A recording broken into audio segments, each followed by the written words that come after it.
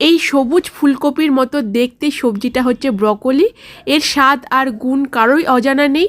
তাই আজকে এই ব্রকলি দিয়ে ডিম দিয়ে একটা অসাধারণ টেস্টি রান্না করতে চলেছি। তার জন্য কিন্তু পুরো ভিডিওটাই দেখতে হবে স্টেপ বাই স্টেপ। এখানে 8খানা ডিম নেওয়া হয়েছে আর এবং দেখো সাইড দিয়ে কেটে নেওয়া হয়েছে। এখন দেখো কাটা হয়েছে যাতে ভেতরে ঝোল টোলগুলো ঢোকে। আর এখানে ব্রকলি নেওয়া হয়েছে, একটু বড় বড় সাইজ কাটা হয়েছে, কারণ ব্রকলি খুব তাড়াতাড়ি সিদ্ধ হয়ে যায়। দেখতেই পাচ্ছ এই ব্রকলি দিয়ে কিন্তু ডিমের ঝোলটা হবে। আলু কাটা হয়েছে, দেখো আলুটা সিদ্ধ করে নেওয়া হয়েছে বেশ ডুমো ডুমো করে, যেরকম করে মাংসের আলু দেওয়া হয় হাফ করে। আর এখানে পেঁয়াজ কুচি আছে। তো মশলার জন্য দেওয়া হয়েছে আদা রসুন কাঁচা লঙ্কা এখানে বাটা হয়েছে, আর এখানে গরম মশলা। এখন কড়াই বেশ খানিকটা সর্ষের তেল দেওয়া হচ্ছে।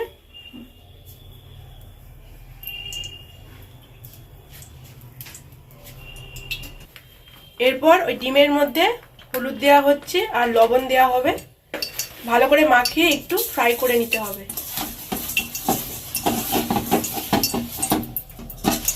তেল গরম হয়ে গেছে, এবারে ডিমগুলো দিয়ে দেওয়া হবে। একটু লবণ ছিটিয়ে দেওয়া হয়েছে যাতে ডিমগুলো লেগে না যায়, তার জন্যই।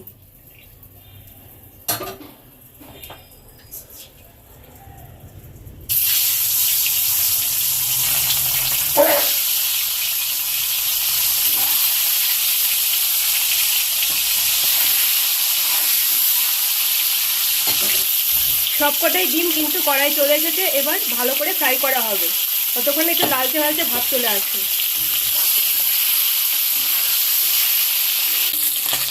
ডিমটা ভাজা হয়ে গেছে, এবারে তুলে রাখা হচ্ছে।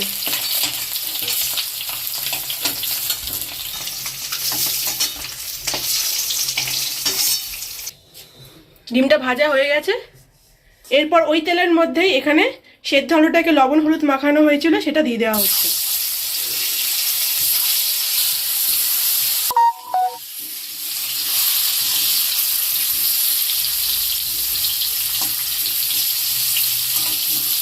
খুব সাবধানেই ভাজতে হবে, কারণ আলুটা একটু সেদ্ধ করা আছে।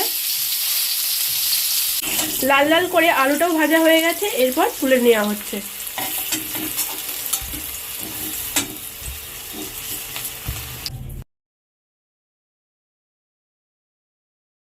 ব্রকলিটাকে আবার লবণ হলুদ মাখিয়ে নেওয়া হচ্ছে একইভাবে।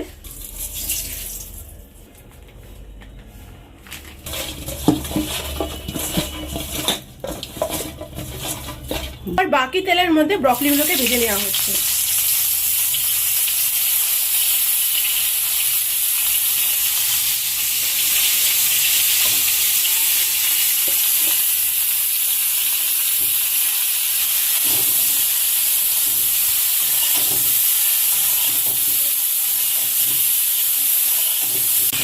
তো ব্রকলিগুলো ভালো করে ভাজা হয়ে গেছে, বেশ খানিকক্ষণ ধরে কিন্তু ভাজতে হবে। দেখুন নরম হয়ে আসলেই উঠিয়ে রাখা হচ্ছে।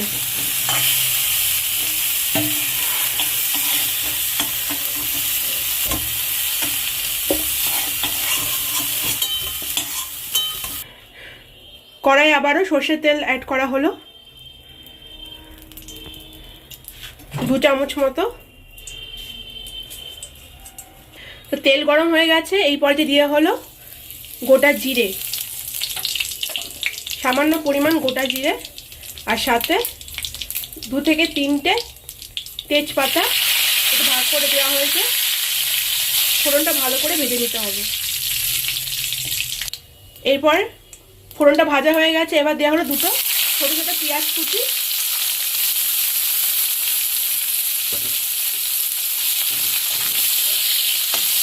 পেঁয়াজটাকে ভালো করে ভাজা হচ্ছে। পেঁয়াজটা বেশ লাল লাল হয়ে এসেছে, এই পর্যায়ে দেওয়া হলো আদা রসুন আর কাঁচা লঙ্কা বাটা। এখানে রসুন হচ্ছে 7 থেকে 8টা, আর আদা দেওয়া হয়েছে 1 ইঞ্চি মতো, আর কাঁচা লঙ্কা 3 থেকে 4টে। এরপর বেটে নিয়ে ভালো করে মশলাটা কিন্তু কষিয়ে নেওয়া হচ্ছে। তো মশলাটা ফ্রাই হয়ে গেছে, এখন দেওয়া হবে সমস্ত গুঁড়ো মশলাগুলো। ও তার আগে টমেটো দেওয়া হচ্ছে, একটা টমেটো স্লাইস করে নেওয়া হয়েছে, সেটা দিয়ে দেওয়া হলো। এটাকেও ফ্রাই করা হবে।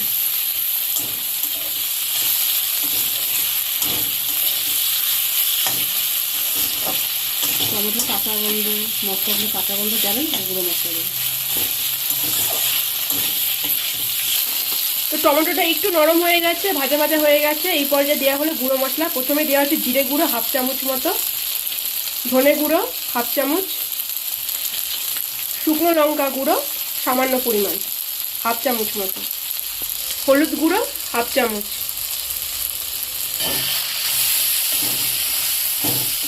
ভালো করে সমস্ত মশলা ফ্রাই করা হচ্ছে।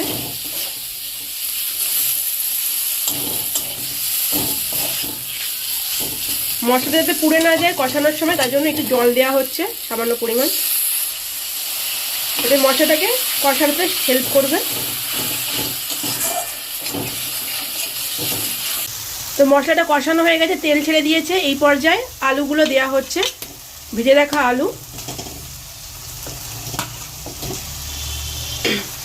আলুর সাথে মশলাটা ভালো করে কষিয়ে নেওয়া হচ্ছে।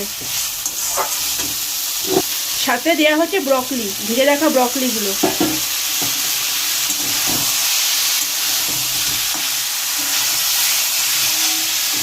আর ব্রকলি কিন্তু খুব নরম হয়, ফুলকপি থেকে কিন্তু অনেকটাই নরম হয়। এই সময় স্বাদ মতো লবণ দেওয়া হলো। আবারও সমস্তটাই ভালো করে কিন্তু কষিয়ে নিচ্ছে।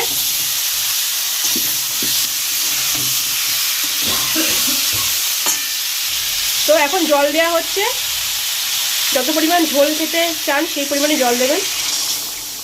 যেহেতু আলু সেদ্ধ আছে তাই খুব বেশি জলের দরকার লাগবে না।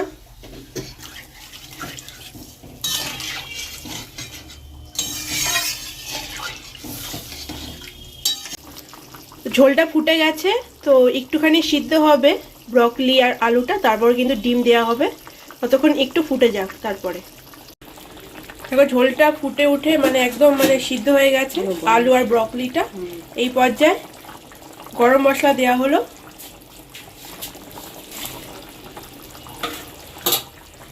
ভালো করে মিশিয়ে দেওয়া হচ্ছে।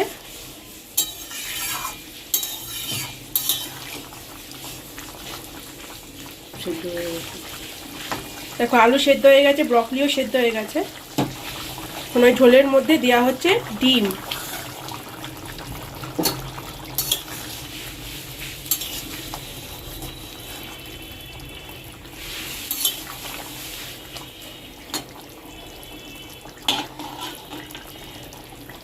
সামান্য পরিমাণ চিনি দিল, একদম সামান্য পরিমাণ, যেহেতু টমেটো দেওয়া হয়েছে টক ভাবটা কাটানোর জন্য চিনিটা দেওয়া হলো।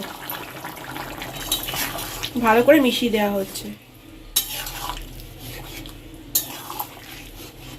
এখন কিছুটা ঘি দেওয়া হচ্ছে, গন্ধটাও সুন্দর হয়, স্বাদটাও অনেকটা বেড়ে যাবে।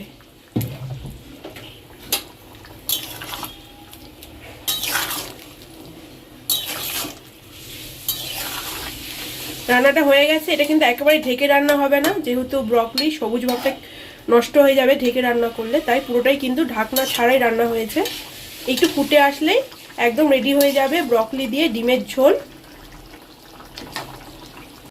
রান্নাটা একেবারেই রেডি, একদম গরম গরম সার্ভ করা হবে ভাত বা রুটি, পরোটা, সমস্ত কিছুর সঙ্গে কিন্তু খুব ভালো লাগে।